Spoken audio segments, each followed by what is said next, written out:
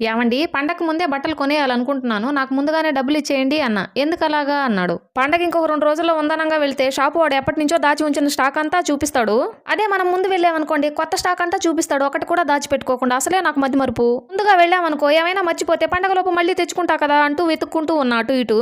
ఏంటే వెతుకుతున్నావు అన్నాడు. అదే గరిటండి వంటింట్లో నుంచి మీతో మాట్లాడాలని అలానే వచ్చేసాను కదా ఎక్కడ పెట్టానో తెలియట్లేదు అన్నా. నీ తలకాయ ఏడ్చినట్టే ఉంది. షాపింగ్ వెళ్ళాలంటే ఏం గుర్తుండదు. ఇదిగో మాట్లాడుతూ మాట్లాడుతూ నా చేతిలో పెట్టేసావు అన్నాడు.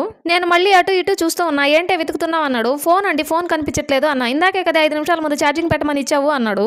ఏంటోనండి ఈ మధ్య నాకు మతిమరుపు ఎక్కువైందిలేండి అన్న. అవునా, ఒకసారి మీ బంధువుల పెళ్లికి పట్టు చీర కొనియలేదని 2 రోజులు నాతో మాట్లాడలేదు గుర్తుందా? గుర్తుంది. లాస్ట్ ఇయర్ October 30 ఒకరోజు సినిమాకి తీసుకెళ్లేదని రోజంతా నువ్వు తిని నాకు పస్తులు పెట్టావు. ఆ సంవత్సరం గుర్తుందా అన్నాడు. గుర్తుంది 2022 అన్న. నాయమ్మే పనికి మాల చెత్తంతా గుర్తు పెట్టుకుంటా ఇంట్లో వస్తువులు మాత్రం గుర్తుండవా అన్నాడు. ఫోన్ని గరిటెని గుర్తు చేయడానికి మీరున్నారు. మీరు చేసినవి నేనే కదండి గుర్తు పెట్టుకోవాలి.